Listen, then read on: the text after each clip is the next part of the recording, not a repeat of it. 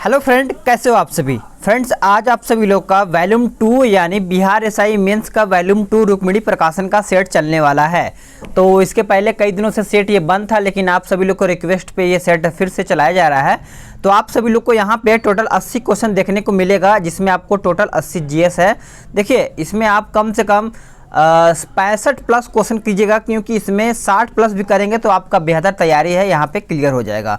क्योंकि ये जो क्वेश्चन दिया गया है एकदम लेवल से क्वेश्चन है और एकदम इम्पॉर्टेंट क्वेश्चन आपको यहाँ पे देखने को मिलेगा। अगर आप सोच रहे हैं कि अगर इसका पीडीएफ आप डाउनलोड करने, पूरा बुक का पीडीएफ, एक एक क्वेश्चन एक एक डिटेल आपको देखने को मिलेगा, तो आपको डिस्क्रिप्शन में लिंक मिलेगा, आप वहां से जाइए, आप पीडीएफ को डाउनलोड कर लीजिए। अगर बाय द वे कोई पीडीएफ डाउनलोड करने में प्रॉब्लम होता है तो आप कमेंट कीजिए, आपको मैं वहां पे बताऊंगा कि आपको पीडीएफ डाउनलोड करने में कोई प्रॉब्लम नहीं होगा, वहां पे सॉल्व कर दिया जाएगा।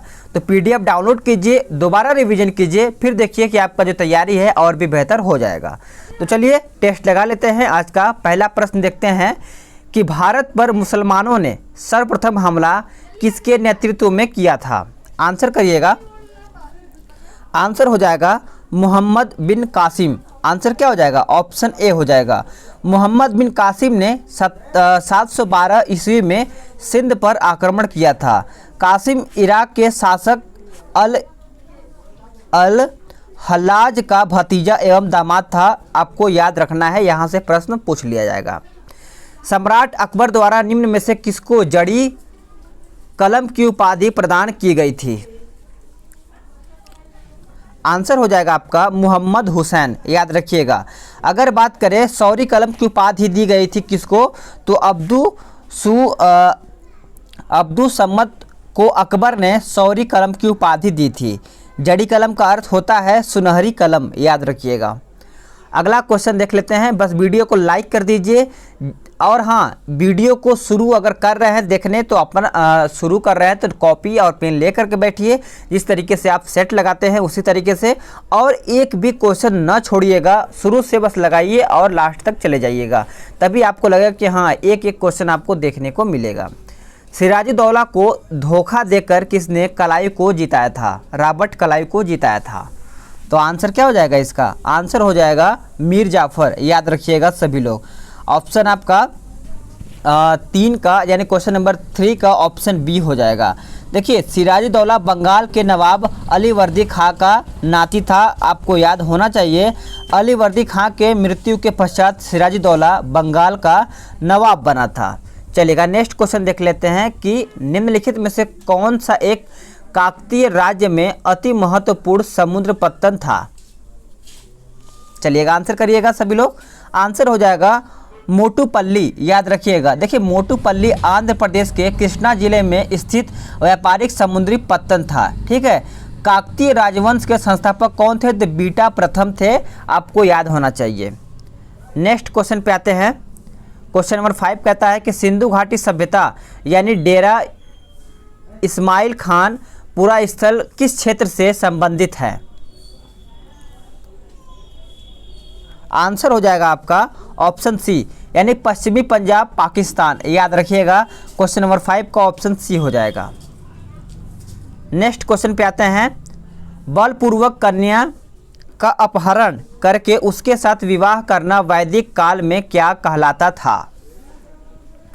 वैदिक काल में क्या कहलाता था? तो ऑप्शन बी हो जाएगा राक्षस विवाह। याद रखिएगा। देखिए, वैदिक काल को 2 भागों में बांटा गया है, एक ऋग वैदिक काल है और एक उत्तर वैदिक काल है। अगर बात करें 1500 से 1000 ईसा पूर्व तक आपका ऋग वैदिक काल, अगर बात करें उत्तर वैदिक काल तो 1000 से 600 ईसा पूर्व तक आपका उत्तर वैदिक काल माना जाता है।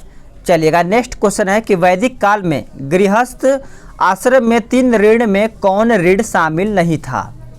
एक भी क्वेश्चन कोई नहीं छोड़ेगा और अपना स्कोर बताएगा कि आप सभी लोग का स्कोर कितना आ रहा है। आंसर हो जाएगा मात्र ऋण। याद रखिएगा।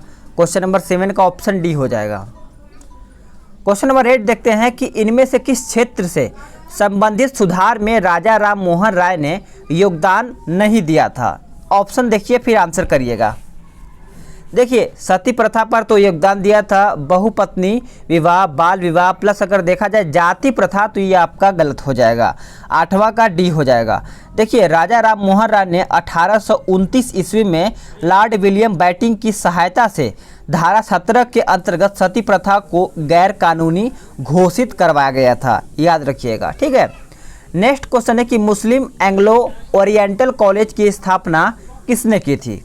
वेरी इंपॉर्टेंट क्वेश्चन है, आंसर करिएगा। तो आंसर हो जाएगा आपका option C, sir Syed Ahmad Khan, याद रखिएगा। ऑप्शन सी आपका करेक्ट आंसर हो जाएगा। और इस कॉलेज का यानी ओरिएंटल कॉलेज की स्थापना देखा जाए तो 1875 में आपका स्थापना हुआ था। ठीक है, नेक्स्ट क्वेश्चन पे आते हैं। कहता है कि किसने ICS में भर्ती होने की आयु 21 से घटा करके 19 वर्ष कर दी गई है?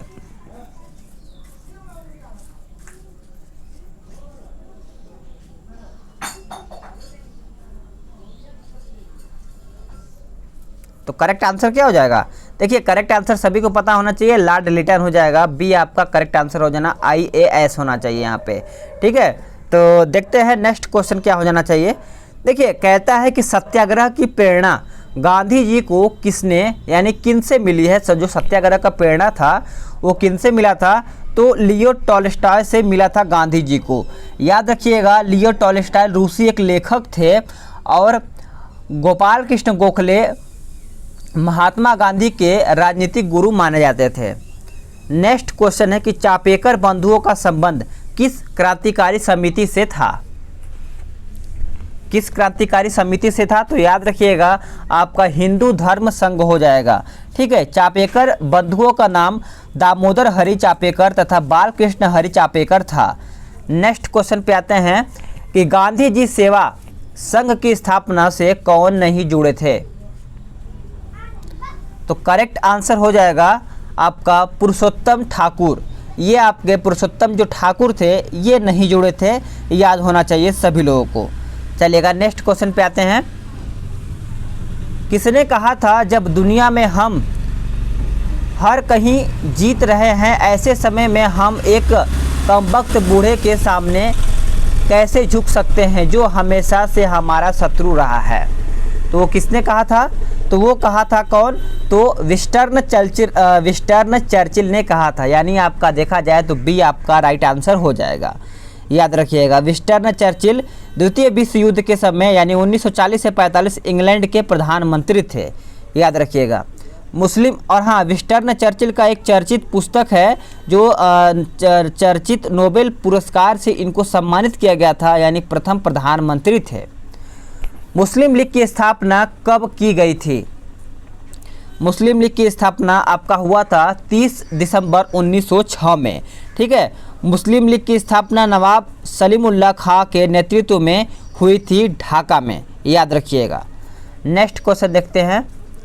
अरावली एवं विंध्य श्रृंखलाओं के मध्य कौन सा पठार स्थित है? तो याद रखिएगा करेक्ट आंसर हो जाएगा मालवा का पठार, यानी आपका ऑप्शन ए राइट आंसर हो जाएगा। ठीक है, आगे देखते हैं। इसमें से किस ग्रह का घूर्णन काल सबसे अधिक होता है? तो सबसे अधिक देखा जाए तो आपका शुक्र का हो जाएगा। देखिए शुक्र ग्रह को चमकीला या फिर सांझ का तारा या फिर भोर का तारा भी कहा जाता है। शुक्र का घूर्णन जो काल होता है लगभग 243 दिन का लगभग होता है, याद होना चाहिए। चलिए फटाक से आंसर देखेंगे अब प्लस अब नेक्स्ट क्वेश्चन की ओर आएंगे। देखिए ये तो हो गया क्वेश्चन नंबर 17। अब आंसर देखेंगे, क्वेश्चन नंबर 18 देखेंगे कि मकर रेखा पर इसमें से कौन देश अवस्थित नहीं है? मकर रेखा पर आपको बताना है। तो चलिए आंसर करिएगा सभी लोग। तो आंसर हो जाएगा option C, United Kingdom. Next question है किस भूकंपीय तरंगों को अनुदैर्घ्य तरंग कहते हैं? चलिएगा आंसर करिएगा सभी लोग। तो आंसर हो जाएगा आपका पी तरंग, याद रखिएगा सभी लोग। ऑप्शन ए आपका करेक्ट आंसर हो जाएगा। पी तरंग पृथ्वी के अंदर प्रत्येक माध्यम से होकर के गुजरती है। पी तरंग की अगर चाल देखा जाए तो 8 से 10 किलोमीटर प्रति सेकंड की होती है। नेक्स्ट क्वेश्चन है कि निम्न विद्वानों में से किसने सुझाव दिया है कि पृथ्वी की उत्पत्ति गैस और धूल कणों से हुई है? तो आंसर आपका हो जाएगा ओ स्मिथ, ओ स्मिड। आंसर करेक्ट आंसर क्या हो जाएगा? डी हो जाएगा। बलुआ पत्थर का रूपांतरित शैल बताना है, तो आंसर क्या हो जाएगा?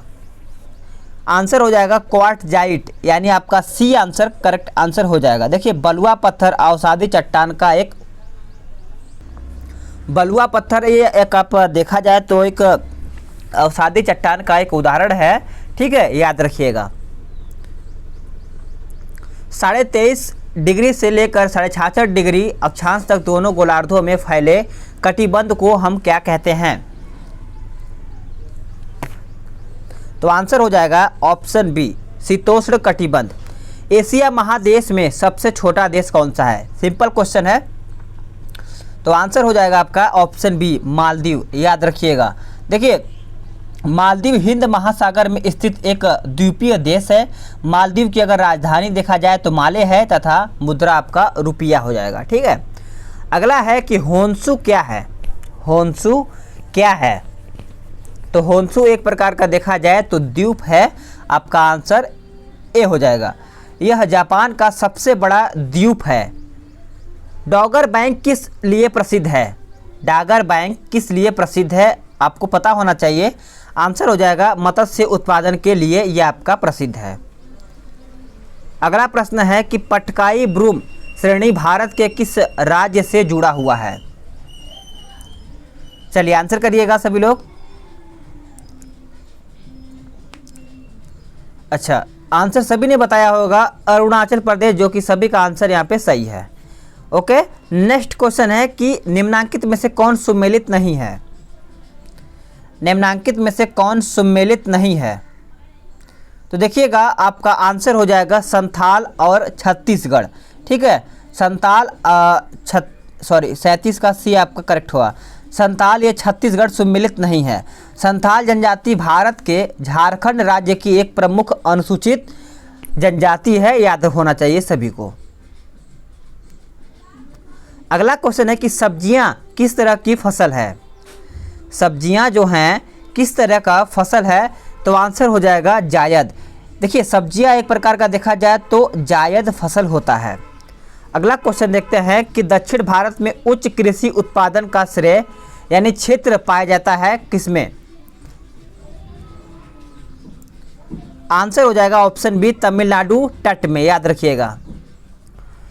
तो चलिए देख लेते हैं अगला क्वेश्चन। क्वेश्चन नंबर 30 कहता है कि किस अधिनियम के द्वारा भारत का शासन ब्रिटेन की संसद को दिया गया है? कौन सा एक्ट था, अधिनियम कौन सा है? तो आंसर करिएगा सभी लोग। ऑप्शन आपका बी हो जाएगा 1858 का भारतीय शासन अधिनियम, याद होना चाहिए। देखिए 1858 के भारतीय शासन अधिनियम के तहत भारत का शासन कंपनी से लेकर ब्रिटिश क्राउन के हाथों में सौंपा गया था। इस अधिनियम के तहत ब्रिटेन में भारत परिषद और भारत सचिव के पद का गठन किया गया था, याद होना चाहिए सभी को। नेक्स्ट क्वेश्चन है कि भारत के क्रम से तीसरे राष्ट्रपति कौन थे? तो याद रखिएगा आपका सी हो जाएगा जाकिर हुसैन, ठीक है। जाकिर हुसैन भारत के प्रथम मुस्लिम राष्ट्रपति थे, तो ये भी प्रश्न पूछा जा सकता है। नेक्स्ट क्वेश्चन, इनका कार्यकाल भी देख लीजिए। 13 मई 1967 से लेकर के 3 मई और 1969 तक इनका कार्यकाल था, ठीक है। भारतीय राष्ट्रपति की क्षमादान संबंधी अनुच्छेद कौन सा है? तो याद होना चाहिए 72 हो जाएगा सभी लोगों का। संविधान संशोधन से संबंधित अनुच्छेद 368 कितने प्रकार से संबंधित संशोधन करता है? कितने प्रकार का संशोधन करता है? तो याद रखिएगा सी हो जाएगा आपका, ऑप्शन सी हो जाएगा। ऐसा है कि आपको यहाँ पे सिर्फ 50 क्वेश्चन ही देखने को मिलेगा। अब देखते हैं कि आप 50 में से कितना क्वेश्चन सही कर पाते हैं, क्योंकि इसके आगे का मैंने आंसर नोट नहीं कर पाया है, ठीक है। चलिए देख लेते हैं। अनुच्छेद 256 संबंधित किससे है? याद रखिएगा। करेक्ट आंसर हो जाएगा ऑप्शन ए, राज्यों तथा संघ की जिम्मेदारियों से। ए आपका राइट आंसर हो जाएगा। राष्ट्रीय आपातकाल से संबंधित अनुच्छेद कौन सा है? चलिएगा आंसर करिएगा सभी लोग। राष्ट्रीय आपातकाल से संबंधित अनुच्छेद बताना है तो आपका अनुच्छेद 356 हो जाएगा। देखिए, राष्ट्रीय आपातकाल की घोषणा राष्ट्रपति द्वारा विदेशी आक्रमण या फिर सशस्त्र विद्रोह की स्थिति में की जाती है, तो याद होना चाहिए। संसद में प्रस्तुत विधेयकों की कुल कितनी श्रेणियों में वर्गीकृत किया जाता है? तो आंसर हो जाएगा आपका ऑप्शन बी 3। साधारण विधेयक को दोनों संसदों यानी दोनों सदनों में पारित होना अनिवार्य है। साधारण विधेयक के 3 वाचक यानी वाचन होता है। नेक्स्ट क्वेश्चन है कि किस आयोग ने स्थायी अंतर्राज्यीय परिषद, जो अंतर सरकारी परिषद के नाम से जानी जाती है, की स्थापना का समर्थन किया? तो करेक्ट आंसर हो जाएगा आपका ऑप्शन बी सरकारिया आयोग, याद रखिएगा। ठीक है, सरकारिया आयोग का गठन 1983 में किया गया था, जिसने 1987 में केंद्र राज्य संबंध पर अपना रिपोर्ट प्रस्तुत किया गया था। नव नालंदा महाविहार की स्थापना कब की गई थी? तो आंसर हो जाएगा 1951 में। समझ में आ गया होगा सभी लोगों को, 1951 आंसर हो जाएगा। अगला है कि राष्ट्रीय संग्रहालय किस मंत्रालय के अंतर्गत आता है?